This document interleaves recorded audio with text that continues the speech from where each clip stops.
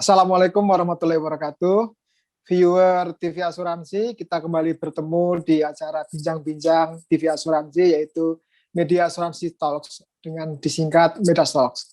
Pada kesempatan kali ini kita akan berbicara tentang asuransi wajib, tanggung jawab hukum pihak ketiga atau compulsory third party liability untuk di asuransi kendaraan bermotor, yang kita harapkan baik kita masyarakat maupun industri asuransi ini segera berlaku di Indonesia, karena di banyak negara ini sudah praktik yang jamak. Tetapi kita bertahun-tahun lamanya para pelaku industri asuransi mengharapkan ini dapat terwujud, tetapi sampai sekarang ini belum juga terwujud. Nah, sebelum kita berlanjut ngobrol-ngobrolnya, jangan lupa bagi viewer untuk like and subscribe agar kita semakin semangat nih untuk menghidupkan, semakin membuat konten-konten yang lebih menarik untuk kedepannya demi kemajuan industri asuransi bersama. Nah, bersama kita sudah hadir yaitu Bapak Wayan Mariama. Halo Pak Wayan, apa kabar? Halo, baik, terima kasih Pak Edi. Ya, ini Pak Wayan ini adalah eksekutif di industri asuransi umum di PT Asuransi Adira Dinamika. Tapi kali ini beliau berbicara sebagai salah satu pengurus di Asosiasi Asuransi Umum Indonesia, yaitu sebagai Wakil Ketua AAUI, merangkap Kepala Bidang Teknik 3 yang membidangi lini usaha kendaraan bermotor dan kesehatan. Nah, seperti saya singgung di awal, asuransi wajib ini atau compulsory TPL di asuransi kendaraan bermotor ini sebenarnya sudah bertahun-tahun, bahkan mungkin puluhan tahun, nanti Pak Wayan bisa bercerita kepada kita, diharapkan berlaku di Indonesia. Karena rasanya kalau negara tetangga sudah, kemudian mungkin puluhan negara, nanti Pak Wayan juga bisa bercerita, sudah, kita belum nih kok. Dari segi rasa ini kok kayaknya kita ini masih agak ketinggalan gitu loh. Jadi kita belum sejajar dengan negara-negara lain. Nah, di TPL ini, untuk compulsory TPL ini, berbeda dengan yang sudah kita alami saat ini tentang asuransi kendaraan bermotor. Nah, praktiknya seperti apa, di luar negeri seperti apa, nah kita akan berbincang dengan Pak Wayan. Pak Wayan, sebenarnya sudah berapa lama nih industri, atau taruhlah kalau kita bicara AAUI ini memperjuangkan pemberlakuan compulsory TPL di asuransi kendaraan bermotor di Indonesia? Oh ya, terima kasih Pak Edi. Sebenarnya sudah saat Undang-Undang Nomor 22 tahun 2009 tentang lalu lintas, itu AAUI sudah diajak berdiskusi. Jadi itu sekitar tahun 2008. Nah, kemudian draft dari rancangan undang-undang itu dibicarakan ke kami, kemudian kami diminta untuk membuat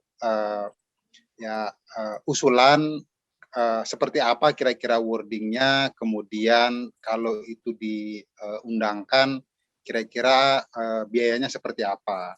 Nah, saat itu kebetulan saya terlibat di sana, saya masih anggota waktu itu, anggota di Departemen Kendaraan, membicarakan tentang tanggung jawab baik untuk kendaraan komersial dan juga kendaraan pribadi. Nah, kemudian pada akhirnya undang-undang tersebut keluar, ada syarat untuk diberlakukan asuransi wajib, tapi saat ini masih kepada kendaraan komersial, jadi kendaraan umum, di mana operator atau pengusaha diwajibkan untuk mempunyai asuransi untuk tanggung jawab hukum kepada penumpangnya. Nah, jadi kalau lihat perjalanannya seperti itu, ada juga kajian dari Departemen Perhubungan waktu itu, sempat bekerja sama juga dengan Universitas Gadjah Mada. Kami sempat berdiskusi, sempat ada benchmark juga dengan studi yang dipraktekkan di Jepang. Ya, demikian update-nya tentang ininya. Jadi baru untuk plat kuning ya, Pak? Ya, plat kuning, tapi hanya untuk kepada yang ada di dalam kendaraan, bukan yang buat di luar kendaraan. Oke. Nah, perjalanannya kan panjang nih, 2008 diajak diskusi, kemudian undang-undangnya keluar 2009 sampai sekarang nih. Nah, apakah nih Pak, industri asuransi memang merasa ini sudah saatnya nih Indonesia menerapkan compulsory third party liability ini menurut Bapak? Kalau saatnya ya sudah pasti karena ya seperti kita tahu ya kita menggunakan kendaraan ya setiap hari tidak bisa ada alternatif lainnya ya kecuali kita menggunakan angkutan umum dan konsekuensi dari menggunakan kendaraan itu ya sudah kita tahu juga ya puluhan ribu yang meninggal setiap tahunnya. Kemudian kepada para korban tersebut ya ada yang benar-benar ya tidak mempunyai salah sama sekali dan kebanyakan dari mereka ya tidak mendapatkan kompensasi yang cukup. Nah, di mana di Undang-Undang Nomor 22 tersebut disyaratkan bahwa siapa yang menyebabkan kecelakaan itu harus bertanggung jawab dan memberikan kompensasi kepada pihak korban. Nah, ya seperti yang kita tahu, kita masih banyak yang menyelesaikan setiap kejadian tersebut dengan cara kekeluargaan, yang pada akhirnya kompensasinya tidak cukup. Jadi dari studi yang saya baca di beberapa media, dan ini datanya masih konsisten, bahwa 65% dari keluarga di mana kepala keluarga kecelakaan itu akan menjadi ekonominya menjadi ya terimbas ya. Jadi masuk ke menjadi lebih miskin gitu. Dan hanya 7% yang hasil studinya bahwa tidak terefek gitu. Ya mungkin karena masih bisa bekerja atau masih mempunyai income dari yang lain. Itu Pak.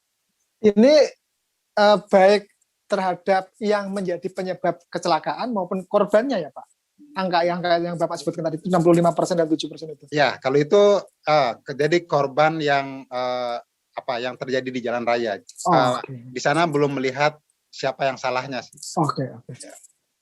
Karena tadi di undang-undangnya kalau tadi nggak salah ingat saya yang disebutkan oleh Pak Wayan kan siapa yang menjadi penyebab atau menjadi pihak bersalah harus bertanggung jawab gitu kan. Di undang-undang sudah ada itu, tetapi bagaimana dan berapa besarnya tanggung jawab itu nggak diatur secara detail ya Pak? Tidak diatur. Nah, memang di undang-undang tersebut ada pasal pemerintah akan membentuk asuransi dalam rangka kecelakaan lalu lintas. Nah, jadi bentuknya itu seperti apa itu akan diatur dengan peraturan yang lebih rinci lagi.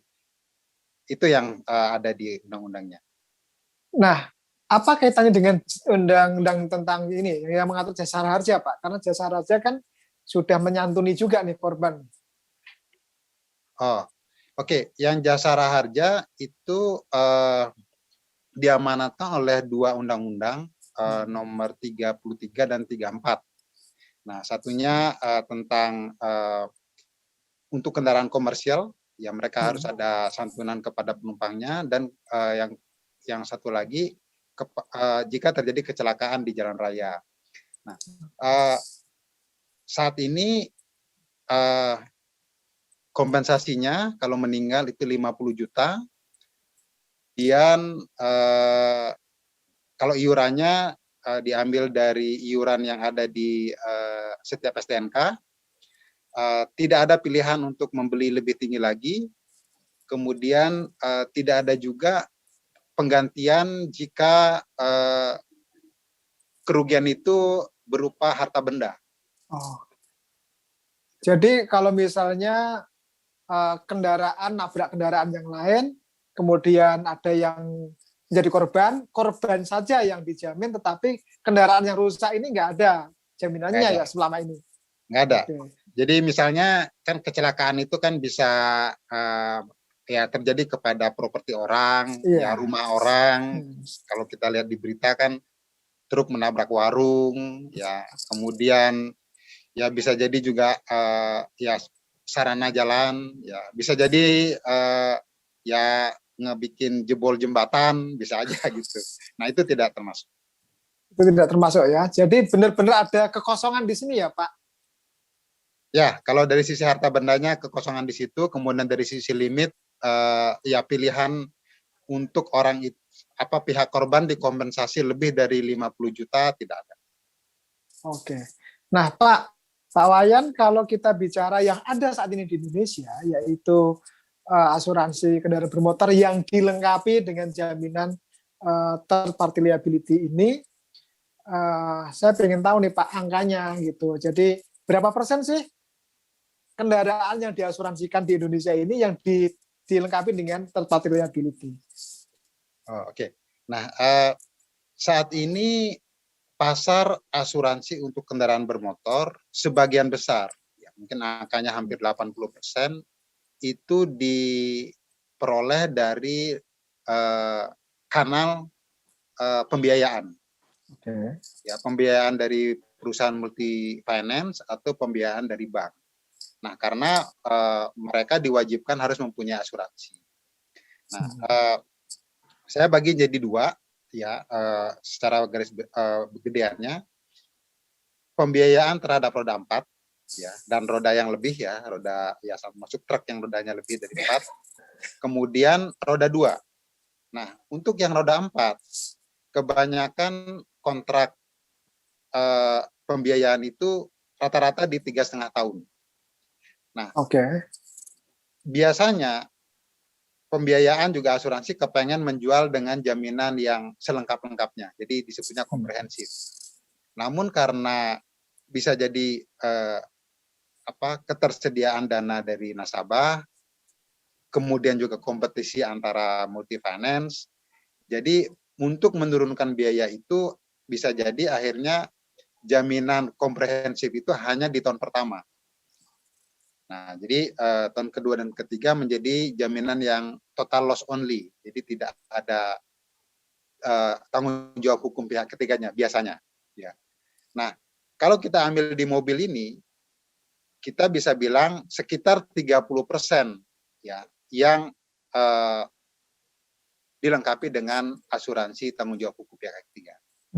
Nah, kemudian di kelompok yang lain di asuransi kendaraan roda 2, semuanya itu dijamin dengan polis kondisi total loss only. Nah, dengan demikian pengendara motor tidak mempunyai sama sekali jaminan atas tanggung jawab hukum pihak ketiga. Nah, kalau kita sekarang jumlahkan penjualan tahunnya, ya misalnya kalau yang tahun lalu penjualan mobil di ya sekitar ya hampir 600.000 unit, kemudian penjualan motor di sekitar hampir 5 juta. Nah, ya kita bisa ya buat ininya, itu skenario-nya. Penjualan tertinggi kan pernah misalnya mobil sampai 1,2 juta misalnya setahun.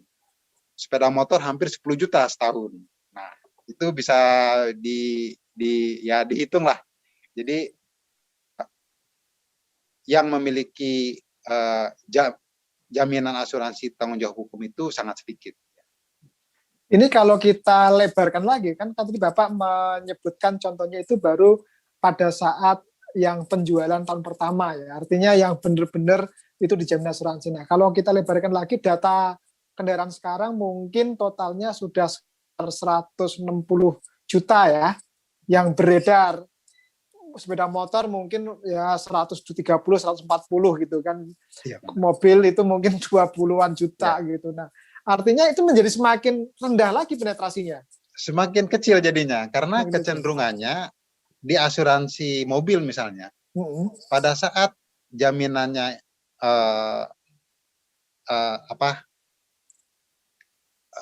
pinjamannya selesai di 3 tahun atau 4 tahun, cenderung mereka tidak mau berasuransi, karena sebelumnya waktu berasuransi juga karena ya merupakan persyaratan. Terpaksa ya. Ya, terpaksa. Nah, ini memang tugas kita, ya tugas pemerintah, ya di sana ada ya banyak pihak lah, banyak instansi termasuk ada OJK juga, bagaimana menyampaikan bahwa proteksi itu penting. Nah, kalau kita lihat prakteknya di luar negeri, proteksi asuransi itu yang penting itu bukan di mobilnya, tapi di TJH-nya. Jadi bukan kita menjamin resiko mobil kita rusak, tetapi pada kalau kita melakukan sesuatu kesalahan, kerugian yang ditimbulkan. Iya. Nah, jadi kalau kita lihat, kalau kita perhatikan angka korban ya, yang cacat tetap, ya Fatalitas kemudian lah yang meninggal di jalan itu jauh lebih tinggi daripada korban-korban ya penyakit atau resiko-resiko yang kita paling takuti gitu. Katakanlah resiko digigit ular, resiko penyakit-penyakit yang serem gitu. Nah, jadi sebenarnya mobil atau motor yang kita kendarai itu merupakan salah satu mesin pembunuh juga gitu. Ya, di samping manfaatnya yang tentunya lebih besar dari itu gitu ya. Nah, memang ada banyak elemen yang menyebabkan bahwa tingkat fatalitas itu menjadi lebih tinggi jika beberapa pilar di dalam road safety, ya termasuk keselamatan jalannya, keselamatan orangnya, keselamatan pasca insidennya, ya infrastruktur dan ya macam-macam gitu. Ya, jadi yang menjadi kepentingan ya negara itu pemerintah adalah bagaimana agar fatalitas itu ya minimal, ya kemudian kecelakaan itu ya sangat bisa ditekan, ya walaupun ya secara hukum ya ini ya hukum statistik ya jadi kalau ada risiko ya pasti ada gitu, cuman ya kita harus bisa kendalikan.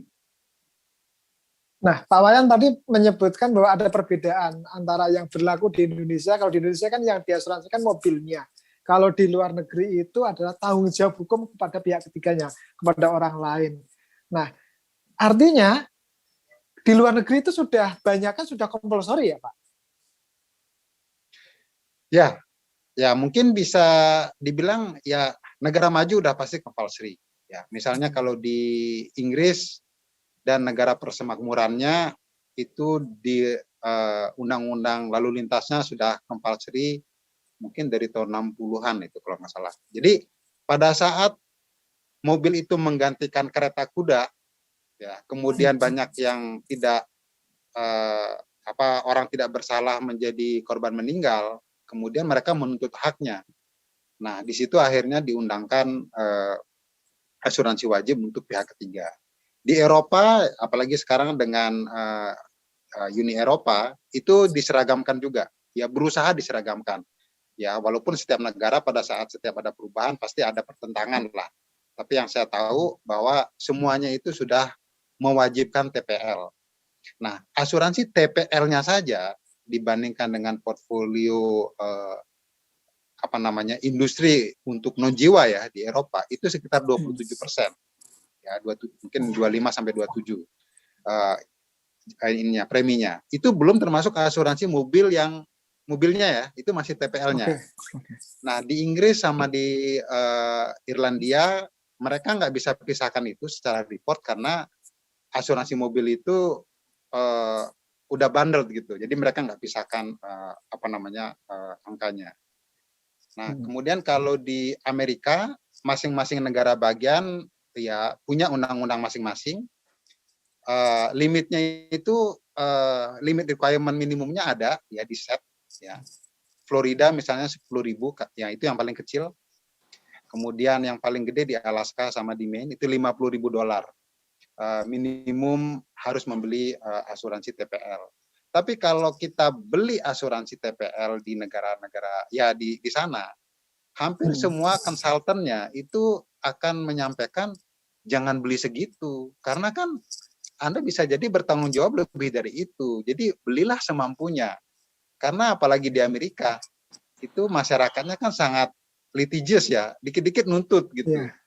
Mana cukup uang $20.000, $25.000 untuk apa ya mengganti income orang yang patah misalnya, kakinya nggak bisa kerja lagi seperti semula. Nah, kalau di Asia, di Vietnam misalnya, itu dalam Vietnam dong ya, itu kalau dirupiahkan minimum requirement-nya sekitar 60 jutaan. Kalau di Thailand sekitar 140 juta ya requirement-nya.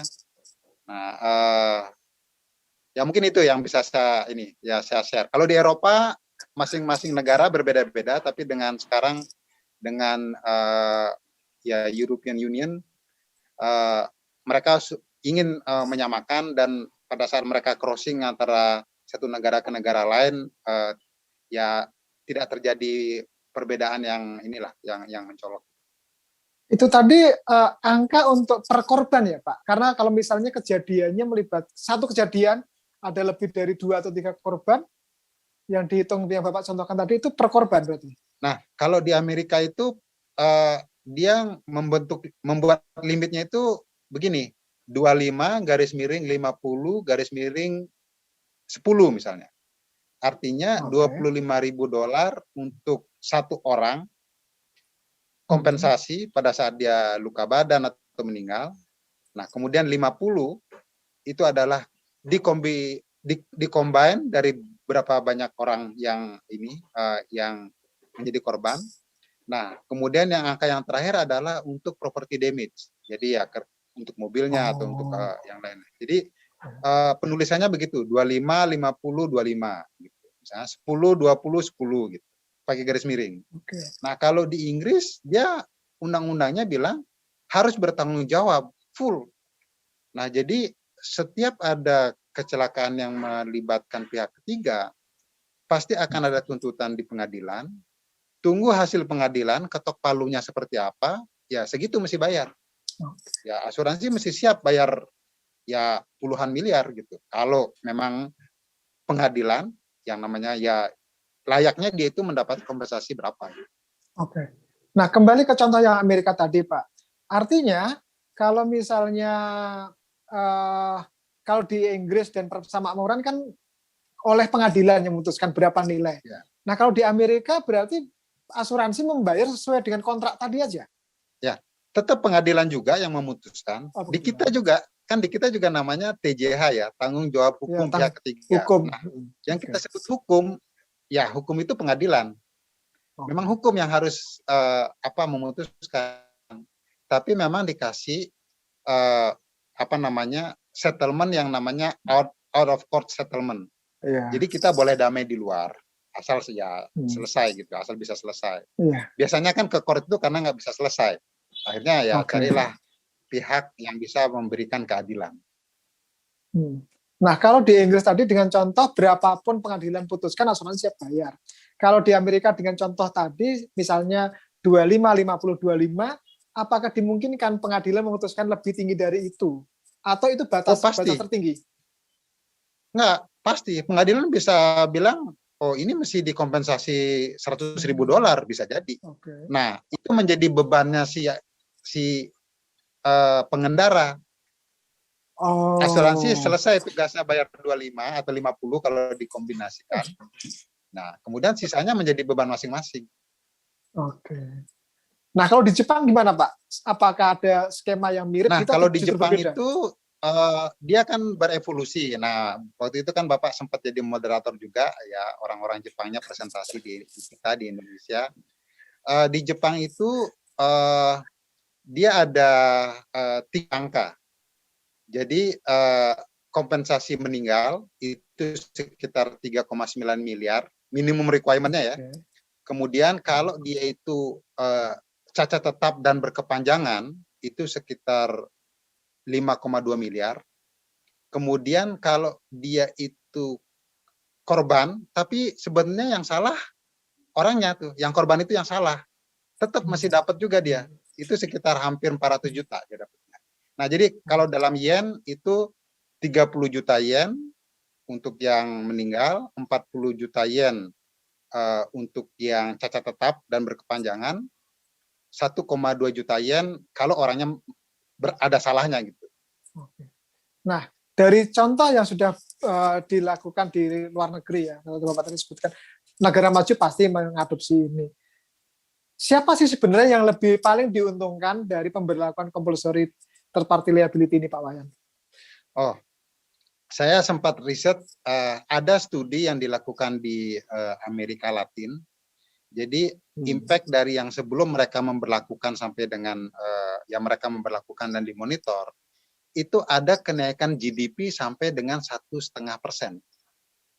Nah, itu jadi dari sisi pemerintahnya ya ada ininya, ada manfaatnya. Karena kan sebenarnya asuransi itu kan dana bersama. Jadi setiap orang dimintakan untuk menyisihkan dananya ya berupa premi, dikelola oleh asuransi ya dengan gamenya, cara mainnya seperti apa, ya apa yang dijamin bagi, yang intinya se-fair-fairnya lah. Ya. Kalau ada yang namanya sama-sama salah, ya itu namanya contributory negligence gitu. Nah, kemudian uang itu juga akan diberikan juga kepada masyarakatnya. Jadi artinya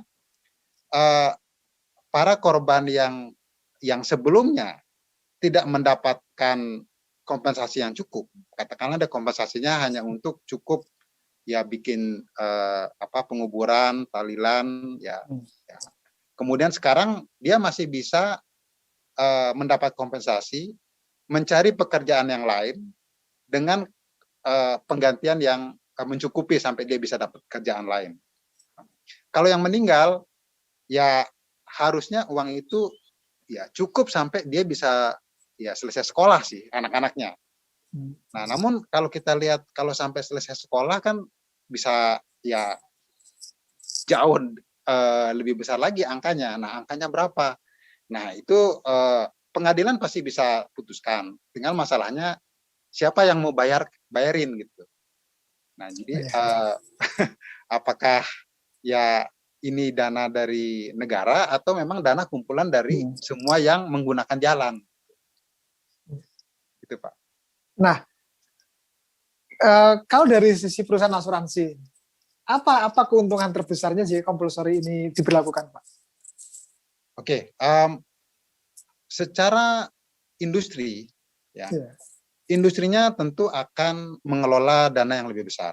Ya, perusahaannya harus menjadi menjadi siap untuk mengelola tambahan aset yang mesti mereka kelola. Ya. Nah, kalau kita lihat prakteknya dengan persaingan bebas, ya, itu ujung-ujungnya uang yang dikelola itu, ya, dengan manajemen expenses yang terjadi di perusahaan, sebenarnya itu margin dari sisi perusahaan itu pada saat sudah berjalan nanti itu juga yang wajar sekali, atau malah ada sebagian negara itu mengalami kerugian karena ada tren. Ya, trennya misalnya orang menggunakan kesempatan ini untuk fraud gitu, untuk menipu gitu. Jadi kalau Bapak mau lihat di YouTube cari misalnya insurance scam gitu atau insurance fraud, itu kalau kita ketik itu akan banyak itu orang-orang yang pura-pura jatuh ditabrak mobil gitu. Kemudian temannya datang gitu. Kemudian ya kalau di unsur kesehatannya ada yang bikin ya pura-pura sakit leher yang sangat susah dideteksi oleh alat pemeriksaan, ya itu bisa dapat kompensasi yang lebih besar, bisa jadi seperti itu. Kemudian tren yang baru adalah misalnya cara pengobatan itu sekarang makin mahal, misalnya kayak patah tulang misalnya. Dulu mungkin patah tulang 20-30 juta, nah sekarang dengan teknologi yang baru lebih cepat, lebih tidak sakit, tapi jadi 50 juta misalnya. Kemudian ya teknologi bionik misalnya, ya jadi bisa jadi ratusan juta juga untuk patah kaki gitu atau patah pinggul gitu. Nah, premi yang dikumpulkan itu bisa jadi nggak cukup karena putusan pengadilannya makin tinggi untuk kompensasi itu.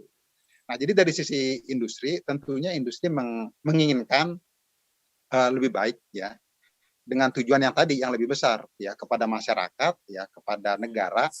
Nah, kemudian kalau dari sisi industri tentunya masyarakat mendapatkan layanan yang terbaik karena kan nanti ada kompetisinya gitu. Nah, kalau manfaatnya luar biasa seperti itu, kemudian ini kan udah bertahun-tahun ya Pak, diharapkan sebenarnya apa saja sih langkah yang dilakukan oleh asosiasi atau asuransi di Indonesia, mungkin melalui asosiasi untuk mendorong agar pemerintah segera mengadopsi pemberlakuan compulsory third party liability untuk asuransi kendaraan bermotor ini, Pak? Ya. Jadi kami tentunya kalau di industri kan pasti pertanyaan-pertanyaan dari negara-negara tetangga kita, bagaimana perkembangan industri asuransi Anda gitu. Nah, jadi kami masih sampaikan bahwa ini tergantung dari penjualan mobil baru. Ya, kemudian kalau yang lain kita lebih ke edukasi. Nah, mengenai third party liability ini, kami yang biasa kami sampaikan adalah kami masih memberikan pemahaman kepada masyarakat bahwa para korban itu mempunyai hak, ya, mempunyai hak pada saat menjadi korban. Karena kalau kami pushy untuk bahwa ini harus ada asuransi, terkesan bahwa kami itu mau jualan dan mau seolah-olah mau cari untungnya gitu. Nah, padahal tujuannya itu lebih dari itu. Jadi kami ya agak agak soft gitu. Jadi para penggiat keselamatan itu banyak yang sudah bersuara. Nah, kemudian pada saat itu ujung-ujungnya, kalaupun akhirnya terjadi juga, gimana gitu. Jadi asuransi itu is the last resort sebenarnya. Jadi kami memfasilitasi, industrinya ada, industrinya juga diawasi, kemudian OJK juga mengawasi bahwa perusahaan itu juga tidak boleh ngambil margin yang besar. Nah, kemudian ya pada saat misalnya nih, ya harganya dianggap kurang sesuai, itu kan pasti ya diatur. Seperti sekarang aja, itu kan ada peraturan tentang tarif di asuransi kendaraan. Ya.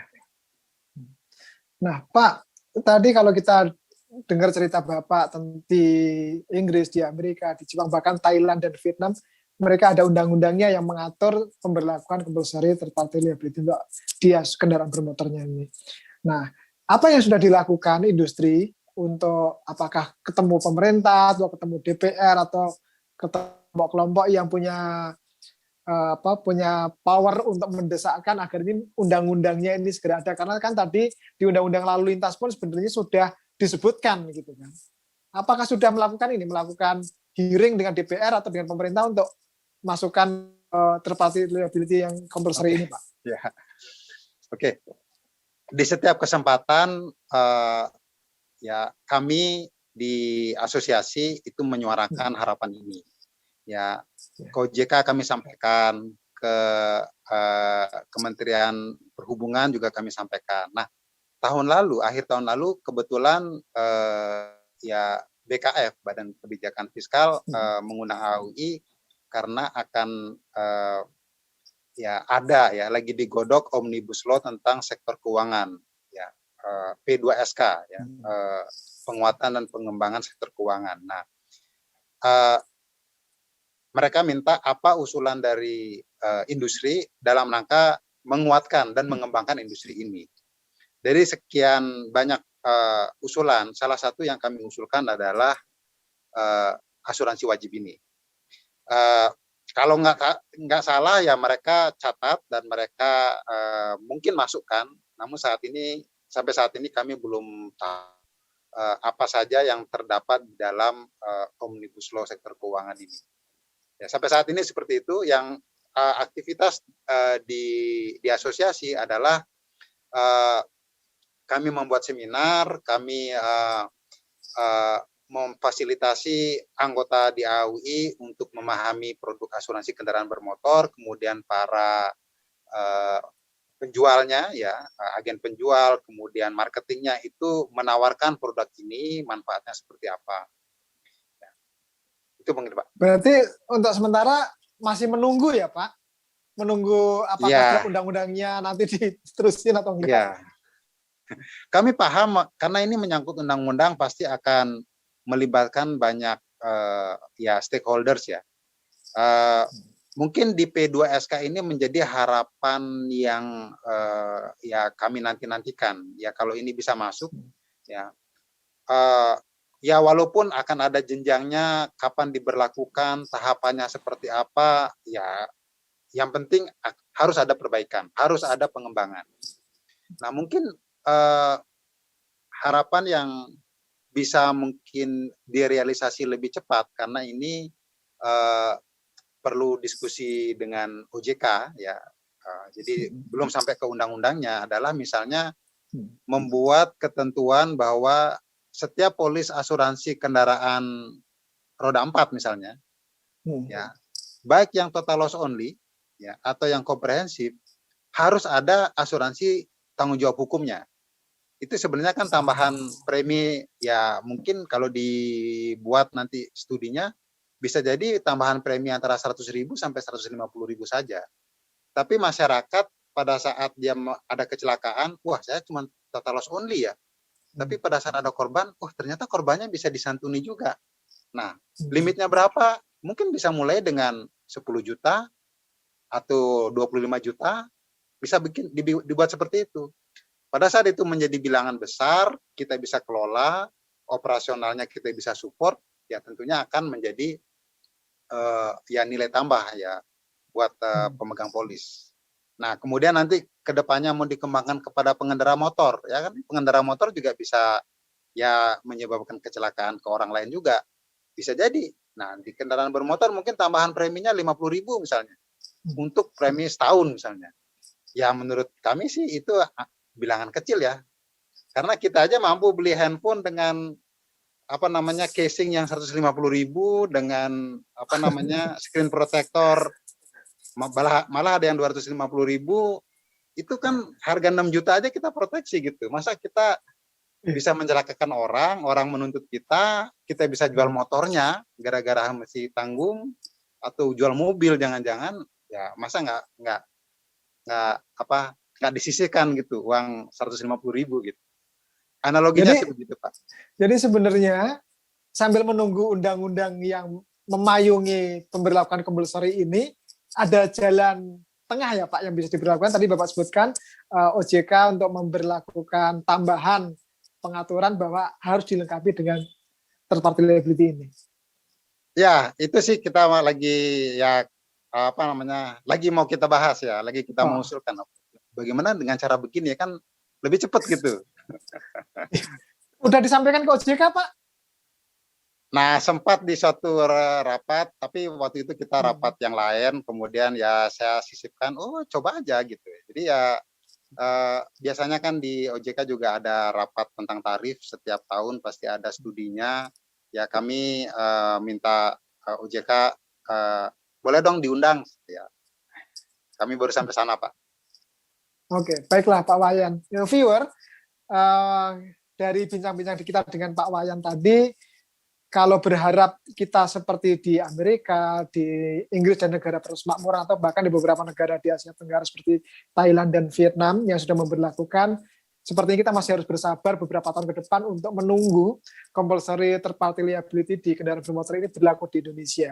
Tetapi ada jalan tengah yang sekaligus untuk persiapan menuju ke sana, seperti yang disampaikan Pak Wayan di bagian akhir dari bincang-bincang kita tadi, yaitu bahwa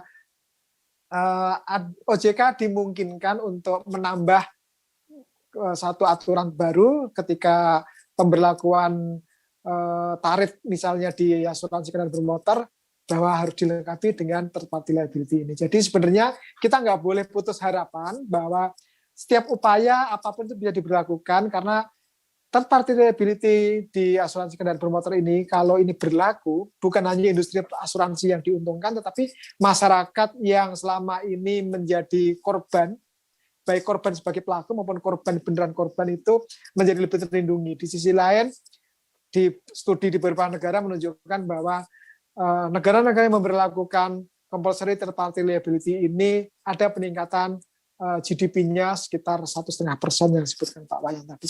Pak Wayan, terima kasih ngobrol-ngobrolnya. Mudah-mudahan yang disampaikan Pak Wayan ini segera menjadi harapan kita segera menjadi terwujud Pak Wayan. Ya, terima kasih juga Pak Edi udah diundang. Nanti kita ngobrol lagi. Iya. Ya. Oke, terima kasih. Nah, viewer, silakan subscribe bagi yang belum subscribe, kemudian share dan like program kita. Mudah-mudahan kita akan bertemu lagi dalam program-program Medastalk ke depan dengan tema-tema yang juga sangat menarik. Saya akhiri bincang-bincang kita kali dengan Pak Wayan Pariyama.